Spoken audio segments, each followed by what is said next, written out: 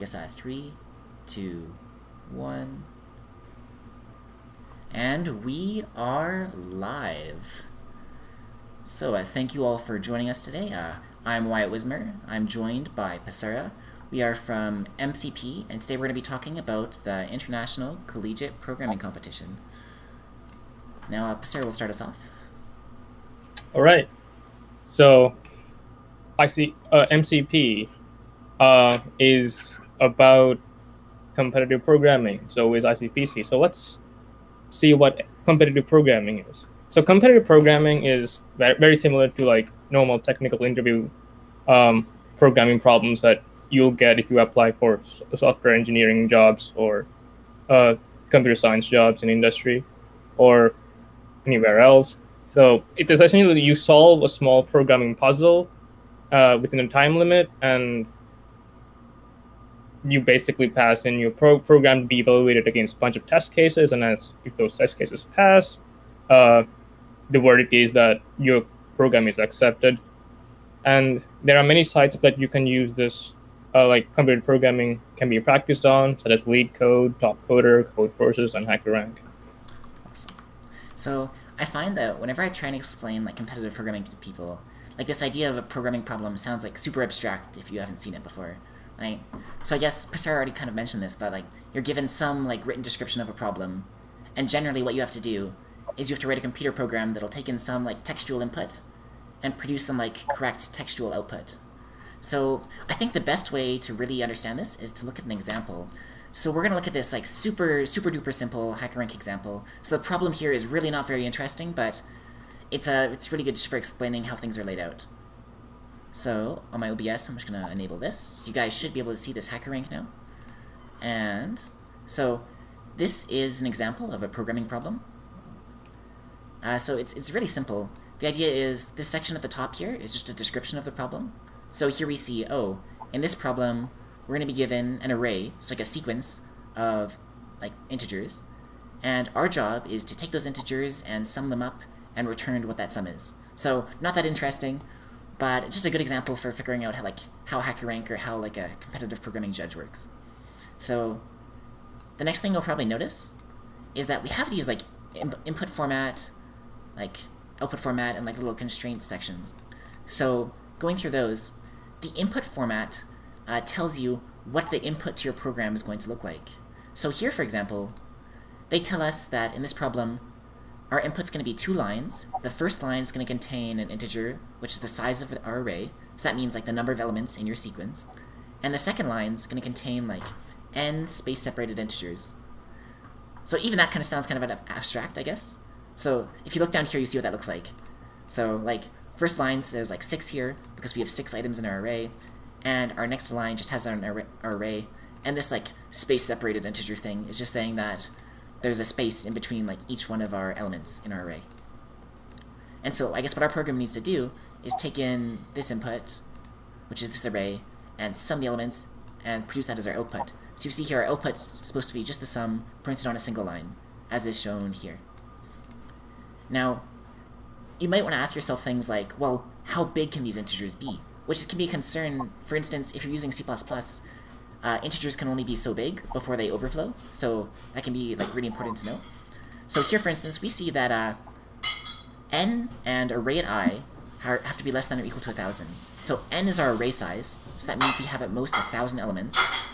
And this array at I, they're just trying to, this is sort of confusing, but they're just saying here that each element is less than or equal to 1,000. And so once you understand the problem, you can go down to this coding section down here and type up your code. So you can see this thing has C++ selected. So this is like you choosing your language. So I'm a big Python guy, so I'm just going to search for Python here and use that. Actually, one small tip here. You'll notice, this is actually super useful. You'll notice there is Python and PyPy here. And you probably have no idea what PyPy is, because that sounds like pretty random. So it turns out PyPy is just like a Python compiler, but like better, basically. Like some people might fight me on that. But for the most part, if you're just writing like pure Python code, like PyPy, you can write absolutely perfectly normal Python code, but it will run like maybe 10 to 100 times faster. So if you're a Python programmer, I highly recommend using PyPy. And so you see also they give you this kind of like confusing snippet here. And I recommend just deleting all of that and writing your own code. It'll be less confusing. So if we think back to our problem, we remember that we had to read in the size of the array, and we had to read in like our array for our input. So let's try and do that. So in Python, input gives you a line of input. So since my first line contains a single integer, I'll take input, convert it to an int, and store it in a variable n. Now, to read in the array on the next line, there's a trick I use that's like really handy that lets you do it all in one line. So I highly recommend stealing this. What we can do is if we do input, that'll give us this whole line here. And then if I call .split, it'll split it on all the spaces. So it'll give me effectively like a list of these, like a list where each element in the list is like a string containing the thing. Now, I want to work with integers, not strings. So Python has a handy function called map that'll apply the function you give it to every value. So here, this is taking my list of strings and converting it into a list of integers. And I say list, but map in Python is actually weird, and it returns something that's not a list. And that's like not something you need to know about now. But if you're going to use this technique, you should just like wrap it all in a list. And I can actually talk more about that in the Q&A section if you want to like know about that. But that's like something you definitely don't need to know at this point. But you can use basically these two lines like verbatim on a lot of problems. So these are really good to know. So this problem's really easy. We just print the sum. So all we do is print sum of A, and sum in Python will just go and sum up all the elements in our list.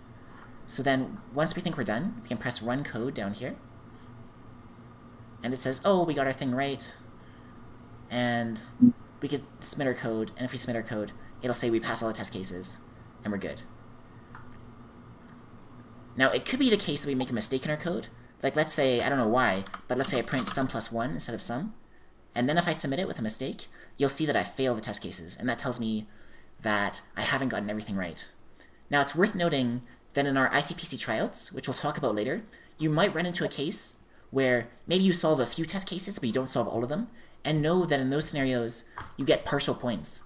So it's always better to do a bad solution than to do like no solution at all. So that's worth keeping in mind. So for instance, if you have an approach, but it's really, really slow, it can still be worth coding up. All right, so I went into way more detail than I originally intended, but I'm gonna return back to the slides. All right, let me go here. Okay. So sorry, back to Pasara. Yeah. So ICPC, or the International Collegiate Programming Competition. So this is the main competition that McMaster Competitive Programming attends. So it's a big competition, as in it's held worldwide, and if you've done computer programming in high school, the setup isn't, well, it's actually a bit different. In the case that it's more like the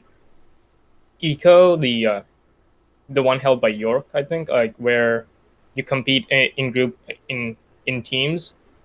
So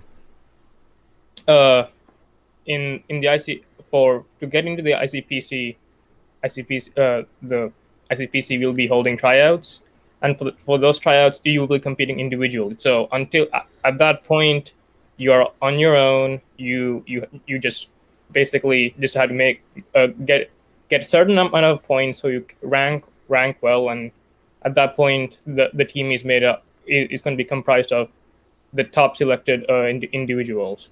Yeah. And then from that selection we'll be forming groups of 3, and those groups will be competing at the regionals.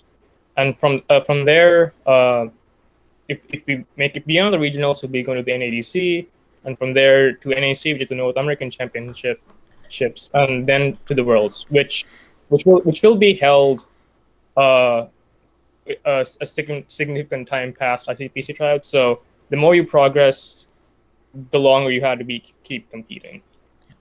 Yeah, I just adding on to that too. So even though ICPC is in teams of 3, you don't have to worry about finding a team for tryouts. Like all tryouts, completely individual, so no stress there. And you don't have to be like a software engineer or computer science like students either, like at all. Or you don't even have to be in like Eng or even in like a traditional like I guess like STEM course or anything. Like it's open to all McMaster students. So like invite your friends. All right. So I guess actually talking more about ICPC tryouts. So we ran a poll, and the most popular date was Thursday, February 11th. So that's when we're holding tryouts. Be in the evening, and so they'll be all on HackerRank, which is the site you saw earlier. So I guess you might want to familiarize yourself with that. It's all individual, and this is something that's quite different about this year compared to past years. So typically in the past, we only sent 3 teams, so that's 9 students in total. However, this year, because of COVID, everything got delayed, but also because everything got delayed and because it's online, they're not charging us for registration fees, which means that like there's no downside to sending more teams, really. So we're sending 5 teams this year, so we can send 15 students. So I guess there's like a much better shot than normal to actually making it onto a team, which is cool. And so the actual signups, all you need to do to actually sign up for ICPC is fill out a Google form, and I've posted that Google form here. So I'll post these slides after, if you want to get a link to it. But it's also like littered over our Facebook too. But for whatever reason you can't find it, like reach out to me, like first point of contact. All right. So sorry, I was gonna mention too. If you want to get a feel, I guess, for what the questions are like, you can check out last year's tryouts. I have them open right here. There we go. You can see, like last year, how many questions were there? There was, 6 questions last year, and they start like fairly easy and get pretty hard. Like for example, like 90% of people were able to solve this like first question from last year, and like nobody got full points in the last 2, although quite a few people got partial points. So you can come onto here. It'll make you click sign up, but don't worry about that. You can just click it. It works, and then you'll be able to see all the questions from last year if you want to look those over. Now, don't feel you need to do that necessarily, but it's sort of overkill. But it can't hurt you really. I should mention the problem authors. I think they're also the problem authors for last year, but the problem authors for this year are Daniel Wolf and Mikhail, and I guess some of our older members will recognize those names. So those guys, I don't know if either of them are actually still in. Actually, I think 1 or 2 of them might be in Canada right now, but they're like super awesome guys and really good competitive programmers, and they're rating our questions for this year. So I'm looking forward to that. So sorry, back to the actual thing. Let me go here. Okay, so sorry, back to Basera. All right. So now we'll be talking about the regionals a bit. So once you have made past the tryouts, you'll be competing in the regionals. And this year's setup is quite different from the past year. So in the past, what's happened is that you go to a site. In our case, it was Windsor. You have one computer for your group, and then you take turns alternating between who's solving the problem. So in that case, like one person might be typing, another person will be solving their problem on a piece of paper. But this time, due to COVID and social distancing, it will be done in groups of 3. The teams will be you'll still have your groups, but you'll have access to your own personal computer. So that means you can be editing, like you have time on your machine, more time on your machine than you were able to previously. Yeah, like I guess like it's always possible for 2 people to edit at once, which is definitely not the case before. Like I remember I get back at regionals, you get these weird scenarios where you have like 2 windows open at the same time, and people are like both trying to look at the monitor and like take turns typing and like switching windows. It's like very hacky, but it's sort of fun. I will miss that a bit this year. But like because you're writing on your own PC, like everybody can work at the same time. In theory, you should be able to do much more. Sorry, I closed this. There we go. So yeah, so going over the structure of the contest, the ICPC structure for North American teams has changed pretty drastically in the last like 2 years. So how it used to be structured is you'd have ICPC tryouts, the regional contest, and then from our regionals, 2 teams would get to go to world finals, and we just jump all the way there. Now there's like a bunch of levels. Now it's we've got tryouts at McMaster. Top 15 students will make it to regionals. Now from there, there's our regional contest, which is East Central North America, but there's a bunch of other ones like littered across North America. And from all of those regionals, they'll take like the top 150 teams and send them to NADC, which is like the North America Division Championships. And then at NADC, the top 30 or 40 teams go to NAC, or NAC. And then, I guess from NAC, top 15 go to World Finals. Have a chance to win it all. All right. And sorry, I stole all this from the official announcement, which I have linked on the slide. So if you click on that, you can see like all the actual details in like much greater detail than this. All right. Oh, sorry. Actually, I might talk about this one too. Sorry. But so because I just made like a last minute edit to the slide before the presentation.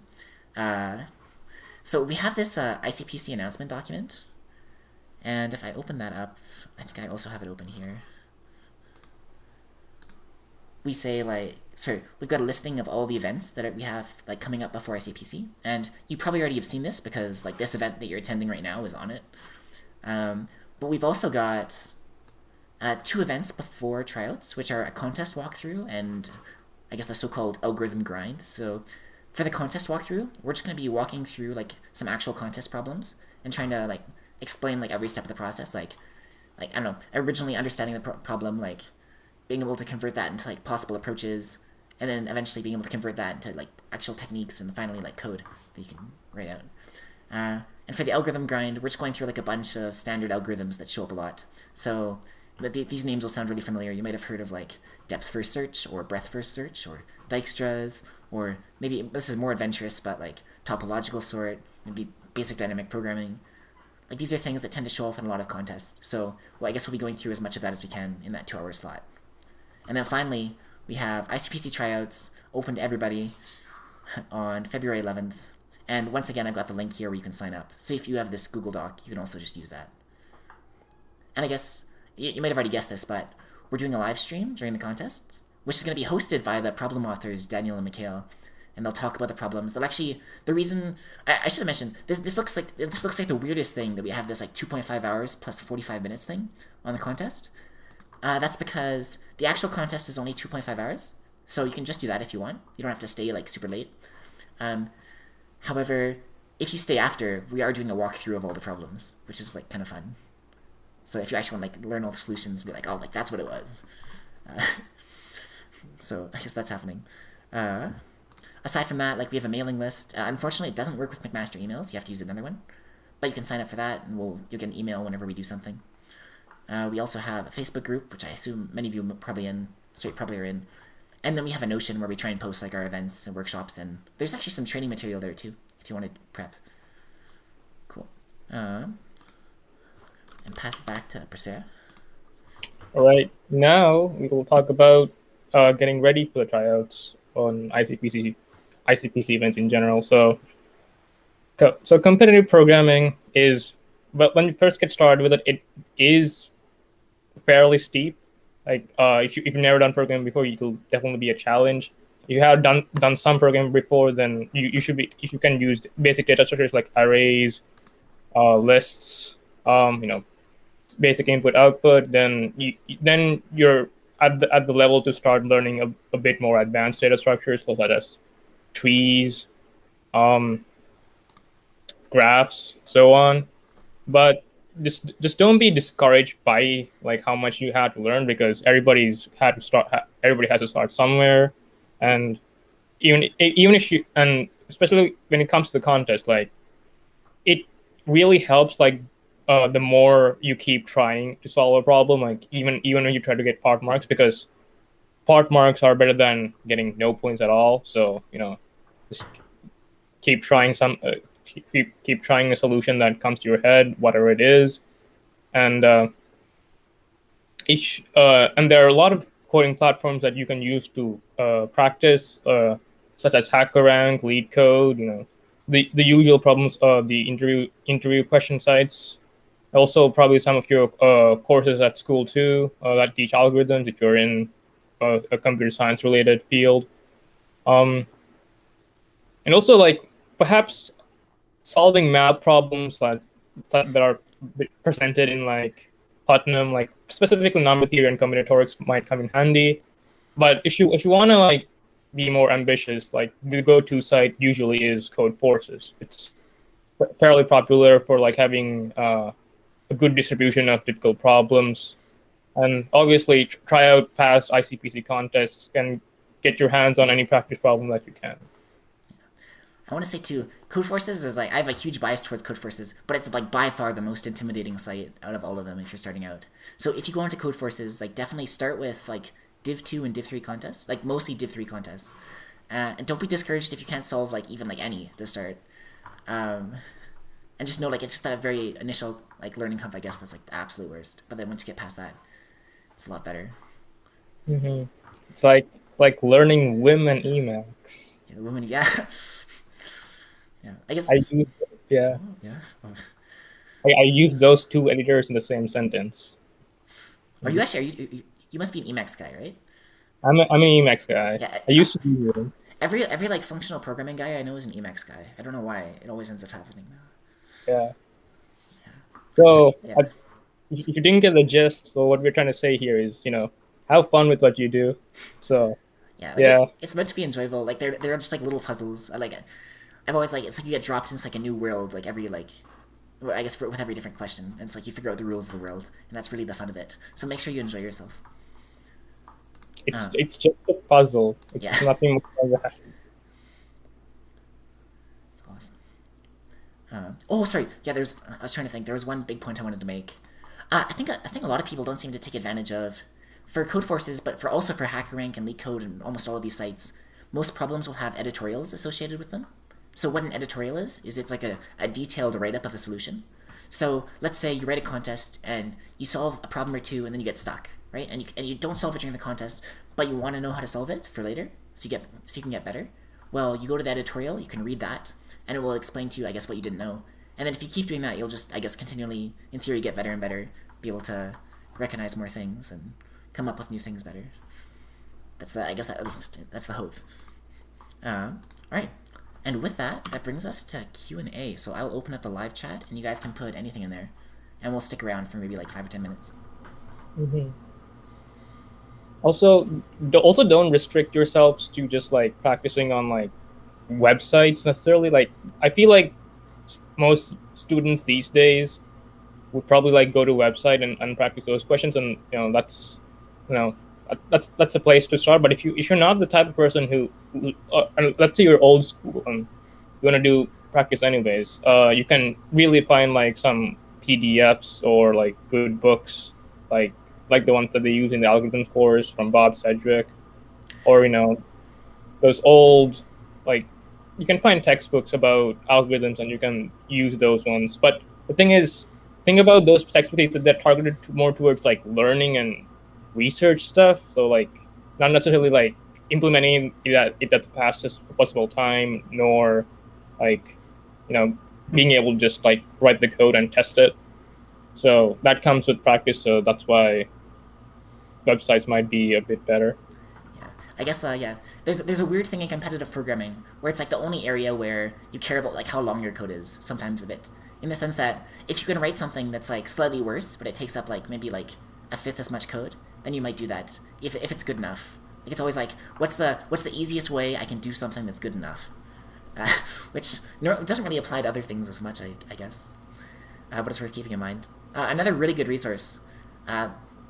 I guess like Priscilla mentioned the Sedgwick, like the red Sedgwick textbook, which is awesome. It's a crazy good resource, especially for like graph theory stuff. Like if you want to learn like topo sort or anything, that's like, or even like that DFS BFS or even a minimum spanning trees, which showed up on like one tryout question last year. That's a great place to go. Another thing that's really good, I was actually talking about this with Priscilla yesterday, is a site called cp-algorithms.com, or I guess its more popular name is like, I think Priscilla likes to say like the Emacs, Emacs.ru. Yeah, because it's like originally Russian and it's like translated, I guess. But it's a really good site. It has like super like concise, like well explained like C++ implementations of common algorithms. Now that being said, like most of the algorithms on there are like totally overkill. They're 100%. I can almost guarantee nothing on there would show up in our tryouts. Now, of course, something might show up and then I'll be burned for saying that. But it's pretty unlikely. Like they're I don't want to say difficult, but they're almost like obscure enough. No, not honestly, obscure is not even the right word. I don't know, but they're very useful algorithms at like higher levels. So if you go into like the higher stages of ICPC, you'll definitely want to use that site. Yeah, like we'll probably use it a lot for training even. Awesome. And I don't think we have any questions yet. So I guess if you're listening, make sure to stick your questions in the chat. We can answer anything about MCP, competitive programming, what I had for breakfast this morning. Or if you don't want to ask questions to us, we have another one of these ICPC information sessions later today. And I believe it's Lucas and Yili who are doing that one. So it'll be two completely different speakers if you have like super targeted questions towards them or something.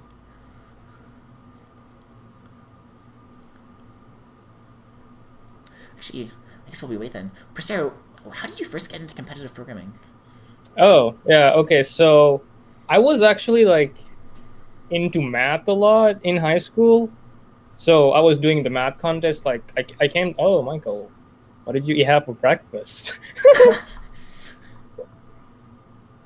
What? I think it was targeting at you. Quiet. Yeah. Oh, Michael, I'll have I had some. It was oatmeal. It was nice oatmeal with chia seeds and coconut flakes, and then I stick it in the microwave for like 3 minutes. It's delectable. Yeah. Sorry, back to Prasara though. Oh, actually, Prasara, what did you have for breakfast? I don't remember. Don't remember. Sustenance. All right. Yeah, I remember I ate like last night, and I don't think I ate later. I don't know. It's just weird because I slept at like 1, but that's fine. Yeah. So I got into competitive programming. Very healthy. I guess, yeah. It's again not wide, I guess. And if it's me like that, I don't know if that. I don't think that's very healthy to do breakfast now. So yeah, so I got into math contests first, like the Waterloo math competitions. I think the ones where like they had like tricky problems that were like first multiple choice, and then like they had the multiple choice and the written ones too.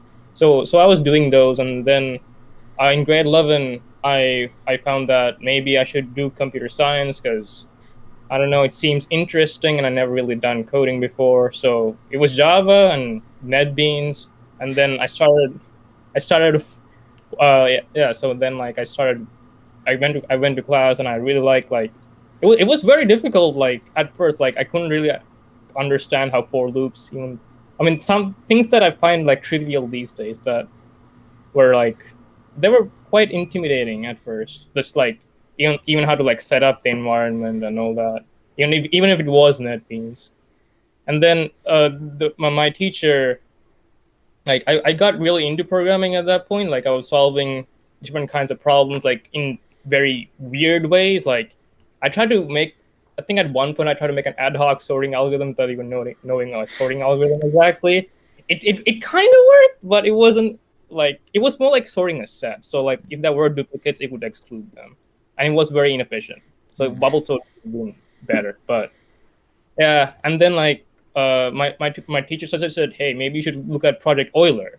So Oh, that's a Project Euler is like that's also like one of the good sites to practice. It basically had very interesting like math based computer science problems. Like I think they might have dealt with like some number theory and stuff. So that's for my background. It was kind of nice. And later on, like he asked me like to compete. Like we had our like the Canadian, like what do you CCC. call it? The CCC, yeah. Yeah. So Competing competition. so I participated that in grade 11, and I really liked the experience and that. So I decided to take my grade 12 computer science course in grade 11, and I decided to look at the challenge problems for the course that was offered, and I really liked it, and so I kept doing that. But then after in grade 12, I got more into Math or I kind of went kind of sideways. I don't know. I got in. I was thinking about doing math, and like, well, I had all these options to do. So like, I kind of declined a lot of things. And then when I came back in came to university, I tried out for ICPC. I think I had a test that day in first year. Yeah. So I couldn't really make the tryouts in time. So like, I couldn't solve the problem. So like, I didn't make the team, but I got into Putnam still. Oh, So that's really good. it was, yeah, it was pretty nice. Like the Putnam, it's open to math students. So and like I was in first year, and that I like the people there like really like to solve the problems, but they were like really difficult problems, and like I think I got Yeah. like a 2 out of What 120 at that. what is the most Uh, what is the most famous thing they say about Putnam? Like the median score is 0? Or yeah, the median score is 0. Like ridiculous. Like I thought I was like, wow, like I got a 2 out of 120, and I'm like, oh, I'm above the median. Wow, that's great. That's nuts. Yeah, I guess you mentioned too Project Euler earlier. So I yeah. guess Project Euler is like math, like very like math heavy programming problems, which are quite popular. But what's interesting about it is there's like a mirror of it. I want to say like, so when I say like there's the official Project Euler site, but HackerRank also provides a mirror of it with the same questions. And on the mirror of it, Mikhail, who's like a previous club member, is something like 32nd in the world or something insane. So That he, is. it's pretty nuts. So if you have any Project Euler questions, definitely like send them his way. Yeah. I guess I could talk briefly about how I got into competitive programming. I guess when I was in my last year of high school, me and one of my friends discovered that like the CCC was a thing. So we tried to write the senior CCC, and at that point, I think I tried to pick up Python like right before the actually doing it. So I did not do particularly well at all that year, but I really enjoyed it. So then in first year university, by chance, I was in ITB and I saw a little poster advertising ICPC. And now things in the back then I guess were much smaller. We didn't used to be MCP. We used to be a Mac ACM because we were like the ACM chapter of McMaster way back then, and we were tiny. I think something like 11 people showed up to tryouts. I think some people bailed partway through, and so I think I got on the last team like by default or something, and just got to go. But I went and it was really really fun. And I was like, well, I want to do this more. And so I guess I came back the next year and the year after that, and I've continued to like do it in practice. And I guess I think I've gotten better. I hope. Really enjoyed it. Yeah. And I guess back in that day, I used to only do like HackerRank too, and then maybe in the last year or two, I discovered Code Forces was the thing, and that's been really nice. Yeah. See, I guess I saw we had some new people join us in the last like few minutes. If you guys have any questions, know you can like throw them right in the chat. Otherwise, we'll probably only do like maybe like 2 or 3 more minutes, unless I get questions, because I love answering questions. I will say.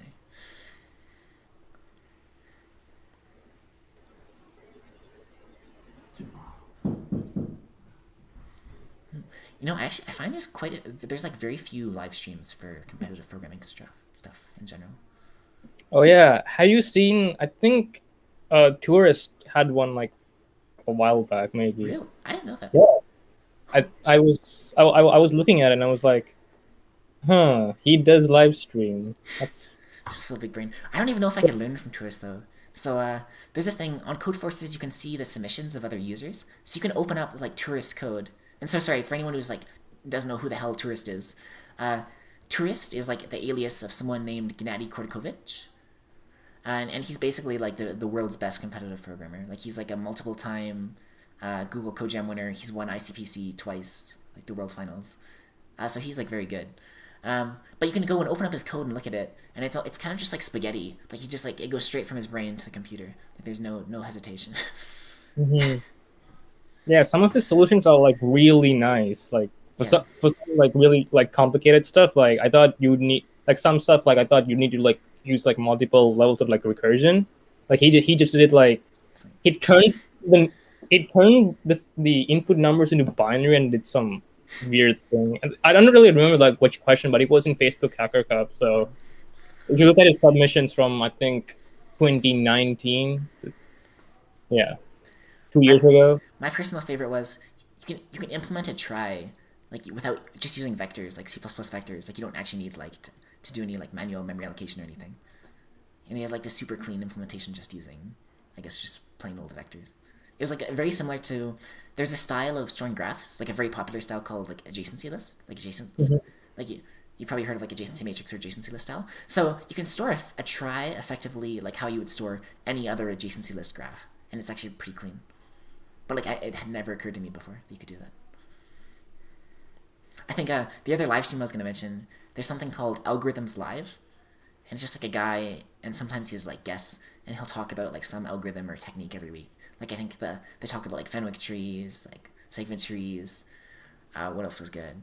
Where there's like crazy like hashing tech. There's this like one like string searching hashing technique that's really quite funny, where it's one of those algorithms where it technically isn't actually guaranteed to produce a correct result. Like I think with with a chance of like 10 to the negative 27 or something, your algorithm just like might not work. But the chance is so low that I think you can justify that like you have a higher chance of the hardware failing than your algorithm failing, so you can still justify using it.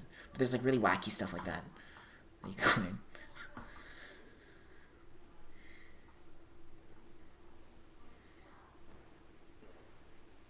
Cool. I think that's pretty much everything I have to mind. Sorry, that comes to mind. I don't think we have any more questions. Do you have any closing thoughts, Basar? Um.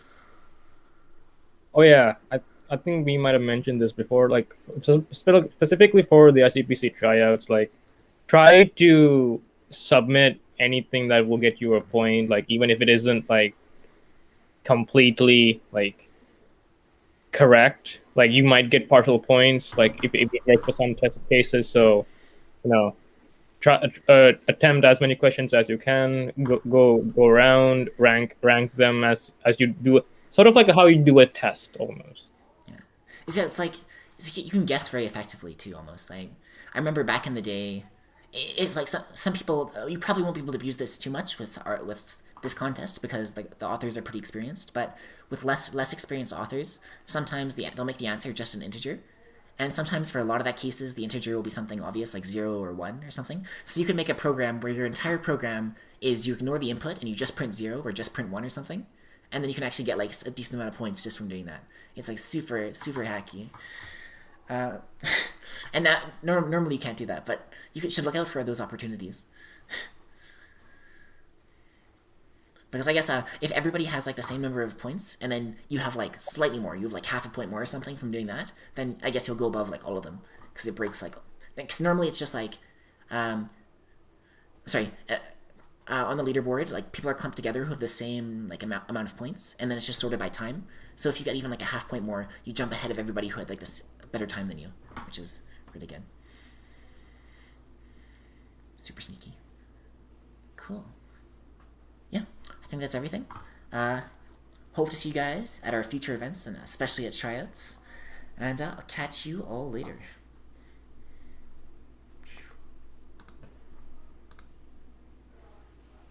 Cool, stream's over.